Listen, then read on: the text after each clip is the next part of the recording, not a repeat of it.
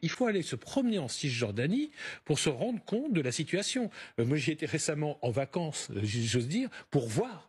Mais c'est terrifiant. C'est-à-dire, vous avez des petits bouts qui sont soumis à l'autorité palestinienne, des petits bouts qui sont moitié administrés par les Palestiniens, moitié par les Israéliens. Et puis, je dirais, la plus grande part, toute la Cisjordanie utile, de plus en plus uniquement contrôlée par Israël.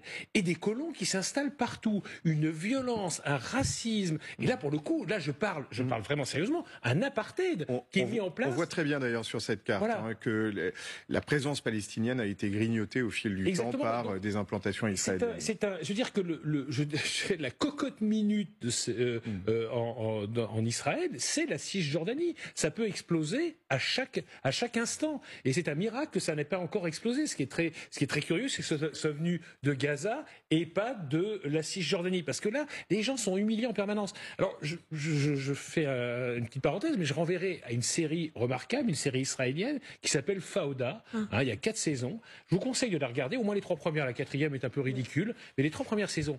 Et ça vous montre que les Israéliens, comment se comportent les Israéliens. On se croirait, alors pour le coup, véritablement en Afrique du Sud. Ils les considèrent vraiment comme du bétail, ils les maltraitent, ils rentrent effectivement dans les maisons et ils dessinent des croix.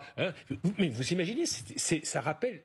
Pour nous, Français, ça nous rappelle quand même l'occupation allemande et le mépris à l'égard des gens qui étaient occupés. Donc là, Israël joue vraiment avec le feu. Et ce qui s'est passé à Gaza n'a été possible que parce que l'armée était en Cisjordanie pour protéger des colons d'extrême droite qui, tous les jours, tuent des civils. Je répète, tuent non pas des terroristes, mais des civils pour leur piquer leurs terres. Il faut se rendre compte du truc. Moi, c'est un miracle que ça n'ait pas encore explosé. Donc là, Israël devrait faire très attention. Et là, je pense que sur la Cisjordanie, personne, je dis bien personne, ne peut soutenir Israël. C'est un territoire occupé que Israël aurait dû depuis longtemps évacuer. Israël a juridiquement, diplomatiquement, humainement tort en Cisjordanie. Je vais vous laisser